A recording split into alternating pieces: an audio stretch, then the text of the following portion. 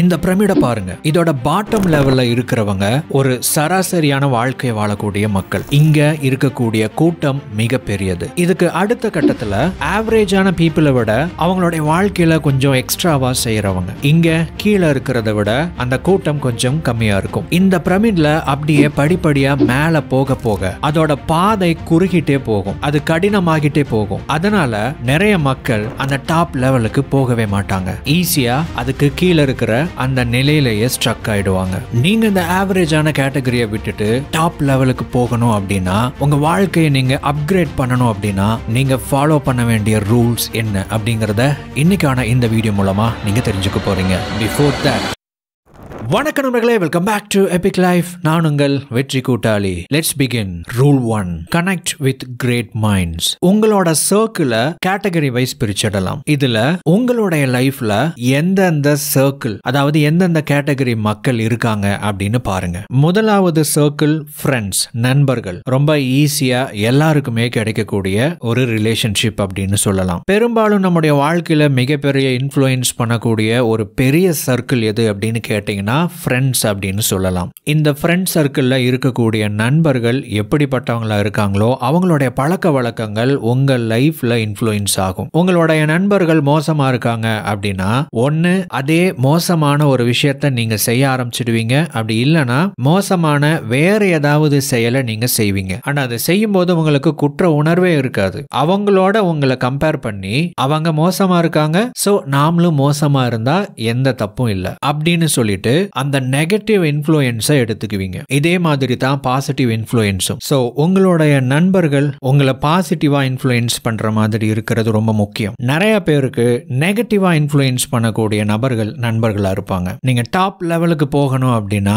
Negative இன்ஃப்ளூயன்ஸை avoid பண்ணணும், positive இன்ஃப்ளூயன்ஸை வளர்க்கணும். அடுத்த சர்க்கிள் த மாஸ்டர் மைண்ட். வாழ்க்கையில சீரியஸா முன்னேறணும் அப்படிங்கிற நோக்கத்தை வச்சிருக்கக்கூடிய ஒரு சின்ன கூட்டம், ஒரு சின்ன குரூப், ஒரு 3 பேரோ 4 பேரோ 5 பேரோ ஒன்னா கனெக்ட் ஆகி பிசினஸ் எப்படி டெவலப் பண்ணலாம், லைஃப்ல இருக்கிற ஒரு முக்கியமான விஷயத்தை எப்படி அப்கிரேட் பண்ணலாம் அப்படின்னு டிஸ்கஸ் பண்ணக்கூடிய ஒரு கூட்டம். இந்த மாஸ்டர் மைண்ட்ல ஒரே நோக்கமுடையவங்களாக எல்லாருமே இருக்கிறது ரொம்ப முக்கியம். அண்ட் ஒவ்வொருத்தங்களுக்கும் டிஃபரெண்ட் செட் ஆஃப் ஸ்கில்ஸ் இருக்கும், எக்ஸ்பீரியன்ஸ் இருக்கும், எக்ஸ்பர்டைஸ் இருக்கும், நாலேஜ் இருக்கும். அவங்க வேற வேற ஃபீல்டில் இருப்பாங்க. இவங்க எல்லாருமே ஒன்னா சேர்ந்து ஒரு விஷயத்தை பத்தி டீப்பா பிளான் பண்ணும்போது, டிஸ்கஸ் பண்ணும்போது அந்த குரூப்ல இருக்கிற எல்லாருக்குமே புது புது ஐடியாஸ் ஜெனரேட் ஆகும். அண்ட் இந்த ஐடியாஸை ஒவ்வொருத்தங்களும் தனித்தனியா இம்ப்ளிமெண்ட் பண்ணும்போது அந்த குரூப்ல இருக்கிற எல்லாருமே வளருவாங்க. இதுதான் மாஸ்டர் மைண்ட். மூணாவது சர்க்கிள் மென்டார்ஸ். ஒரு பர்டிகுலர் ஃபீல்டுல உங்களுக்கு கைட் பண்ணக்கூடிய நபர்கள். அவங்க ஆல்ரெடி அந்த ஃபீல்டு ரிலேட்டடா இருக்கணும்.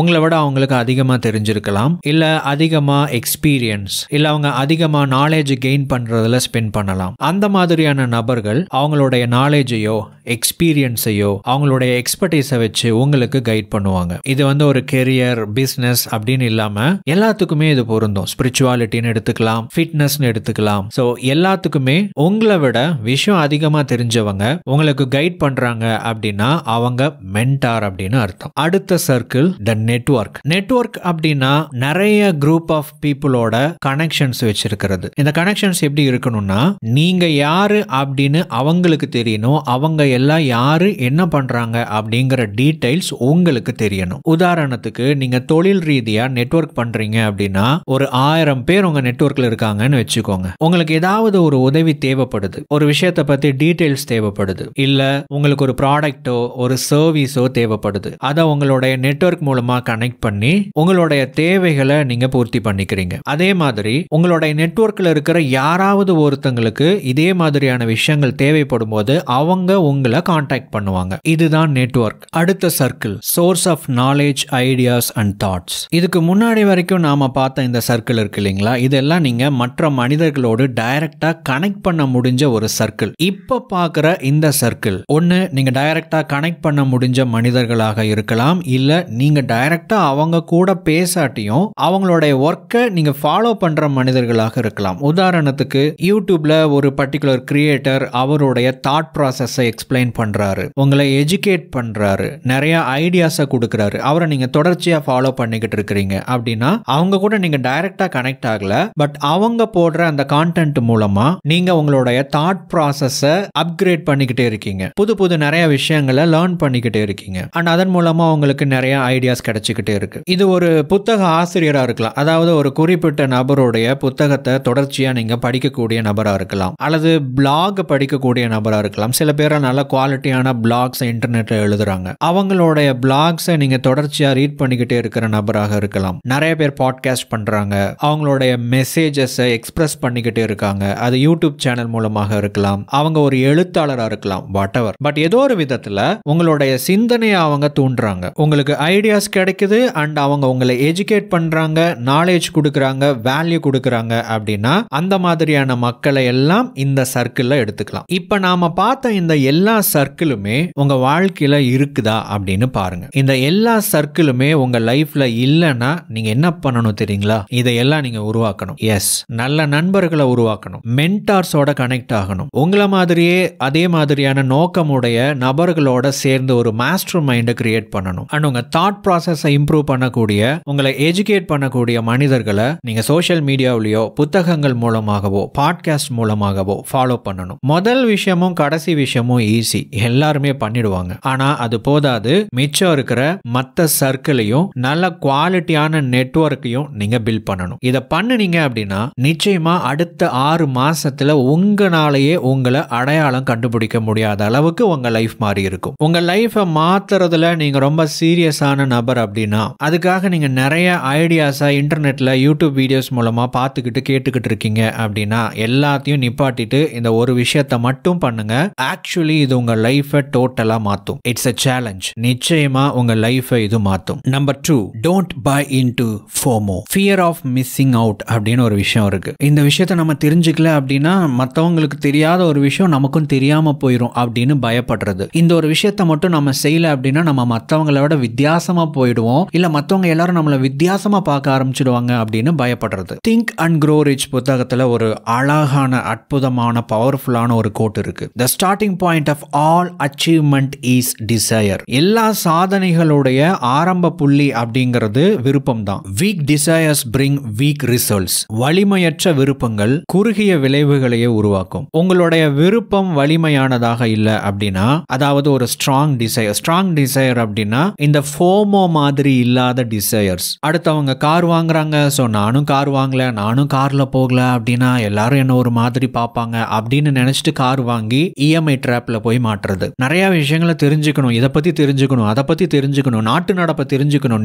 எல்லா நியூஸையும் உட்காந்து பார்த்து தெரிஞ்சுக்கணும், இல்லைனா இந்த உலகத்துல என்ன நடக்குதுன்னே நமக்கு தெரியாது அப்படின்னு நிறைய பேர் நினைச்சிட்டு எல்லா குப்பைகளையும் மண்டைக்குள்ள கொட்ட ஆரம்பிச்சிருவாங்க. ஆனா அவங்க நினைச்சுக்குவாங்க நம்ம நியூஸ் பார்க்கறோம்னு சொல்லிட்டு. அதை வச்சு தேவையே இல்லாத விஷயங்களை மற்றவங்களோட டிஸ்கஸ் பண்ணிக்கிட்டு உட்காந்துக்கிட்டு இருப்பாங்க. ஸோ இந்த மாதிரி நிறைய சொல்லலாம். இதுதான் வந்து ஃபியர் ஆஃப் மிஸ்ஸிங் அவுட் அப்படிங்கிறது. ட்ரெண்டை ஃபாலோ பண்ணிக்கிட்டே இருக்கணும்னு நினைக்கிறது. இப்போ ட்ரெண்ட்ல என்ன போய்கிட்டு இருக்கோ அதை நம்ம பண்ணலனா நாம ஒரு கூட்ட மக்களால் கண்டுக்கப்படாம போயிருவோம் அப்படின்னு நினைக்கிறது. டு பி ஃப்ராங்க், ஒரு உண்மையை சொல்லட்டுங்களா, உங்களை கவனிக்கணும் அப்படின்னு நினைக்கிற கூட்டம் இருக்கு இல்லையா, அவங்கனால உங்களுக்கு எந்த உபயோகமும் கிடையாது. தேவையில்லாத கவனத்தை உங்க பக்கம் ஈர்த்து தேவையில்லாத பொறாமை, தேவையில்லாத வைத்தெரிச்சல், தேவையில்லாத கமிட்மெண்ட் இதெல்லாம் நீங்களே வாங்கி கட்டிக்கிறீங்க. ஸோ மற்றவங்க எல்லாரும் ஃபாலோ பண்ணிக்கிட்டு இருக்கிற விஷயத்த, செஞ்சுக்கிட்டு இருக்கிற விஷயத்த, தெரிஞ்சுக்கிட்டே இருக்கிற விஷயத்த நாமளும் பண்ணல அப்படின்னா ஒன்னும் ஆக போறதில்லை. ஓகே, நீங்க உங்க வேலையில நீங்க ஃபோக்கஸ் பண்ண போறீங்க. அப்ப கிரியேட் ஆகக்கூடிய டிசையர், அந்த விருப்பம் அப்படிங்கிறது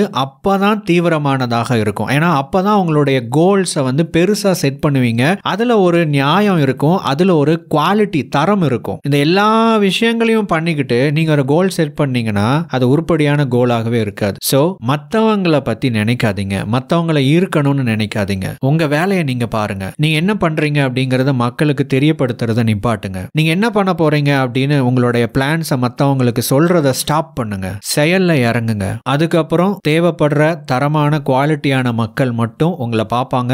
அவங்கள மட்டும் நீங்க ஈர்ப்பீங்க. Number 3, focus on solution than problems. பிரச்சனைகளை விட அதற்கான தீர்வுகள் மேல உங்களுடைய கவனத்தை குவியுங்கள். இந்த இடத்துல ரொம்ப முக்கியமான வார்த்தை என்ன அப்படின்னா கவனம், அக்கறை அப்படின்னு சொல்லலாம். பல பேர் இன்னைக்கு தப்பான விஷயத்துல ஃபோக்கஸ் பண்ணிக்கிட்டு இருக்காங்க. சரி, இப்போ சரியான விஷயத்துல நான் எப்படி ஃபோக்கஸ் பண்றது பண்றது, எதை பத்தி நான் அக்கறை கொள்வது அப்படின்னு கேட்டீங்கன்னா இத கவனிங்க. இங்க ஒரு 3 சர்க்கிள் இருக்கு. முதலாவது சர்க்கிள் என்ன அப்படின்னா சர்க்கிள் ஆஃப் கண்ட்ரோல். உங்களால டைரக்டா கண்ட்ரோல் பண்ண முடிஞ்ச விஷயம் இதெல்லாம் இந்த சர்க்கிளுக்குள்ள, இந்த வட்டத்துக்குள்ள வரும். உதாரணத்துக்கு நீங்க ஒரு விஷயத்தை பத்தி நினைக்கிறதன் மூலமா இதுல மாற்றம் வரும் அப்படிங்கிறது சர்க்கிள் ஆஃப் கண்ட்ரோல். நீங்க ஒரு செயல் செய்யறதன் மூலமா எங்கெங்க எல்லாம் மாற்றத்தை உங்களால உருவாக்கிட முடியுமோ அதெல்லாம் சர்க்கிள் ஆஃப் கண்ட்ரோல். நீங்க ஒரு வார்த்தை சொல்றதன் மூலமா ஒரு மாற்றத்தை உங்களால கொண்டு வர முடியும் அப்படின்னா இது வந்து சர்க்கிள் ஆஃப் கண்ட்ரோல். 100% ஃபோக்கஸ் பண்ண வேண்டிய இடம் இதுதான். இதுக்கு அடுத்தது சர்க்கிள் ஆஃப் இன்ஃப்ளூயன்ஸ்.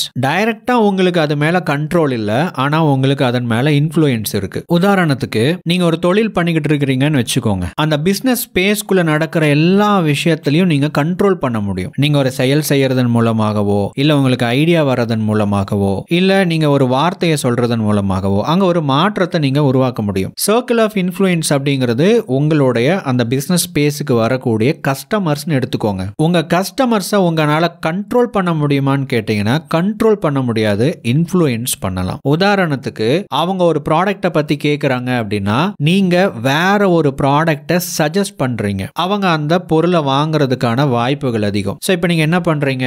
அவங்களுக்கு சஜஷன் மூலமா இன்ஃப்ளூயன்ஸ் பண்றீங்க. நீங்க ஒரு வார்த்தை சொன்னா அந்த இன்ஃப்ளூயன்ஸ் காரணமா ஒரு மாற்றம் நடக்கும் அப்படின்னு சொல்லக்கூடிய உங்க வாழ்க்கையில் இருக்கக்கூடிய ஏரியாஸ் எல்லாமே சர்க்கிள் ஆஃப் இன்ஃப்ளூயன்ஸ். இப்போ நம்ம பார்த்துக்கிட்டு இருக்கிற இந்த சர்க்கிள்ஸ் இது எல்லாமே வந்து பார்த்தீங்கன்னா ஒவ்வொரு நபரை பொறுத்த வரைக்கும் மாறுபடும். சில பேருக்கு இந்த சர்க்கிள் ஆஃப் கண்ட்ரோல் அப்படிங்கிறது அவங்களுடைய ஓன் லைஃபா இருக்கும். சர்க்கிள் ஆஃப் இன்ஃப்ளூயன்ஸ் அப்படிங்கிறது அவங்களுடைய ஃபேமிலியா இருக்கும். அதை தாண்டி வேற எதுவும் இருக்காது. நான் இந்த தொழில் முனைவோர்களை உதாரணத்துக்கு சொல்லும்போது அவங்களுடைய ஃபேமிலி, அவங்க பிசினஸ் பண்ணக்கூடிய இடம் அப்படிங்கிறது அவங்களுடைய சர்க்கிள் ஆஃப் கண்ட்ரோலா இருக்கும். கஸ்டமர்ஸ் அப்படிங்கிறவங்க சர்க்கிள் ஆஃப் இன்ஃப்ளூயன்ஸா இருக்கும். இதே அரசியல்வாதிகளை எடுத்துக்கிட்டீங்கன்னா ஒரு லெவலா இருக்கும். அரசு அதிகாரிகளை எடுத்துக்கிட்டீங்கன்னா அது இன்னொரு வேற மாதிரியான ஒரு சிச்சுவேஷனா இருக்கும். சோ ஒவ்வொரு நபரை பொறுத்த வரைக்கும் இது மாறுபடும். அடுத்தது மூணாவதா ஒரு சர்க்கிள் இருக்கு, சர்க்கிள் ஆஃப் கன்சர்ன். உங்களால இந்த விஷயத்தை பத்தி இந்த இடத்துல நீங்க எந்த கண்ட்ரோலும் உங்களுக்கு கிடையாது, நீங்க எதுவுமே பண்ண முடியாது. உதாரணத்துக்கு நீங்க பார்க்குற மீடியா,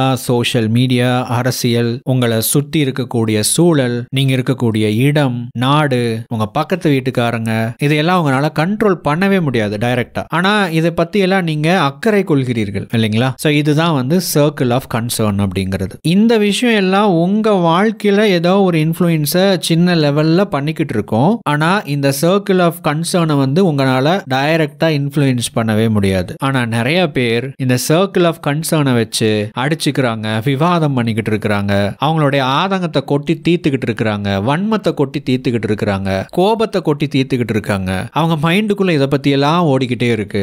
நிறைய யூடியூப் வீடியோஸ்ல பாத்தீங்க அப்படின்னா கமெண்ட் செக்ஷன்ல ஒரு பெரிய யுத்தத்தையே நடத்திக்கிட்டு இருப்பாங்க. இதெல்லாம் தேவையில்லாத ஆணிகள். இதையெல்லாம் நீங்க மாத்தணும்னு நினைக்கிறீங்கன்னா உங்களுடைய சர்க்கிள் ஆஃப் கண்ட்ரோலையும் சர்க்கிள் ஆஃப் இன்ஃப்ளூயன்ஸையும் அதிகப்படுத்துறதுக்கு முயற்சி பண்ணுங்க.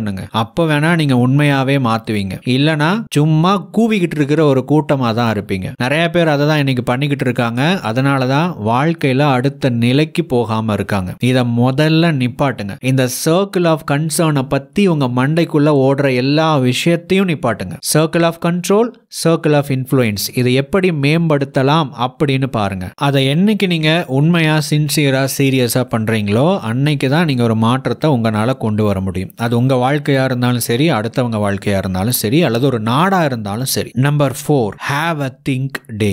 சிந்தனை செய்வதற்கு என்று ஒரு நாளை ஒதுக்கி விடுங்கள். அந்த நாள்ல நீங்க என்ன பண்ணணும்னா எதை ரீட் பண்ணணும் அப்படிங்கிற விஷயத்த முன்னாடியே தயார்படுத்தி வச்சுட்டு அதை அந்த நாள்ல படிக்கணும், அந்த கருத்துக்களை சிந்திக்கணும். அல்லது அது ஒரு யூடியூப் வீடியோவா இருக்கலாம், பாட்காஸ்டா இருக்கலாம், வாட் எவர். இன்னைக்கு நிறைய ஆன்லைன் சோஷியல் மீடியாவிலேயே நிறைய தரமான குவாலிட்டியான நிறைய பதிவுகள் இருக்கு. உங்களுக்கு தேவைப்படுற ஒரு பர்டிகுலர் ஏரியாவை எடுத்துக்கோங்க. அது உங்களுடைய மனநிலையா இருக்கலாம், ஆரோக்கியமா இருக்கலாம், பிசினஸா இருக்கலாம், பொருளாதாரமா இருக்கலாம், வாட் எவர். அது ரிலேட்டடா ரீசர்ச் பண்றதுக்கு, ஸ்டடி பண்றதுக்கு நீங்க என்ன பண்ணணும் அப்படின்னு எக்ஸாக்டா உங்களுக்கு தேவையான ஐடியா கிடைக்கிறதுக்கு சிந்திக்கக்கூடிய ஒரு நாளை, தனிப்பட்ட ஒரு நாளை ஒதுக்கி அந்த நாள் முழுவதும் அந்த நாள்ல இதை மட்டுமே நீங்க பண்ணணும். அந்த மாதிரி ஒரு டே, ஒரு நாள் உங்க லைஃப்ல இருக்கணும். நிறைய பேருக்கு நான் சொன்ன இந்த விஷயத்துல ஏதோ ஒரு சில விஷயங்கள் ரேண்டமா நடந்திருக்கும். இருக்கும். எப்பவாவது ஒரு வீடியோ பார்க்கும்போது, எப்பவாவது ஒரு புத்தகம் படிக்கும்போது, எப்பவாவது ஒரு நபரை மீட் பண்ணும்போது, ஏதாவது ஒரு விஷயத்துல ரீசர்ச் பண்ணும்போது அது கிடைச்சிருக்கும். ஆனா நாம அதை பர்பஸா, அதாவது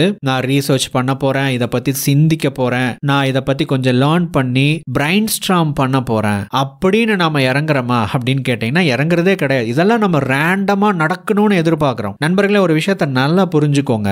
இன்னைக்கு இருக்கிற இன்ஃபர்மேஷன் ஓவர்லோட் யுகத்துல சோசியல் மீடியாக்கள் போட்டி போட்டுக்கிட்டு உங்களுடைய கவனத்தை தன் பக்கம் ஈர்த்துக்கிட்டு இருக்கிற இந்த காலகட்டத்துல இது நடக்கிறது அப்படிங்கிறது ரொம்ப அரிதானது. எதிர்காலத்துல எவ்வளவு மோசமாகும்னு நமக்கு தெரியாது. அதனால இப்படி ஒரு விஷயத்தை பண்றதுக்குன்னு ஒரு குறிப்பிட்ட நாளை ஒதுக்கி இந்த வேலைகளை எல்லாம் நீங்கள் செய்யணும். ஏர்ல் நைட்டிங்கேலோட தி ஸ்ட்ரேஞ்சஸ்ட் சீக்ரெட் அப்படின்னு ஒரு புக், ஒரு ஆடியோ புக் இருக்கு. அதோட ஓப்பனிங் லைன் எப்படி ஆரம்பிக்கும் தெரியுங்களா? இந்த மனிதர்களுடைய வாழ்க்கையில ஏன் முன்னேற்றமே வரதில்லை அப்படின்னா அவங்க சிந்திக்கிறதே இல்லை, அதனாலதான் லைஃப்ல மாற்றமே வரதில்லை அப்படின்னு ஆரம்பிப்பாரு. நண்பர்களே, இனி வரக்கூடிய காலகட்டத்தில் அது ரேண்டமா நடக்காது, நீங்க தான் நடத்தணும். சோ அதுக்குன்னு ஒரு நாளை ஒதுக்கி உங்க சிந்தனைய, உங்களுடைய அறிவை மேம்படுத்துங்க. இது உங்களால தொடர்ச்சியா பண்ண முடிஞ்சா உங்க லைஃப் நிச்சயமா மாறும். இந்த வீடியோவை பத்தி என்ன நினைக்கிறீங்க அப்படிங்கிற உங்களுடைய மேலான கருத்துக்களை கமெண்ட் செக்ஷன்ல பதிவு பண்ணுங்க. ஐ ஹோப் இந்த வீடியோ பதிவு உங்களுக்கு ஏதோ ஒரு விதத்துல வேல்யூ ஆட் பண்ணியிருக்கும் அப்படின்னு நம்புறேன். அடுத்த வீடியோ பதிவுல மேலும் ஒரு பயனுள்ள தகவலோடு உங்களை சந்திக்கிறேன். தேங்க்ஸ் ஃபார் வாட்சிங்.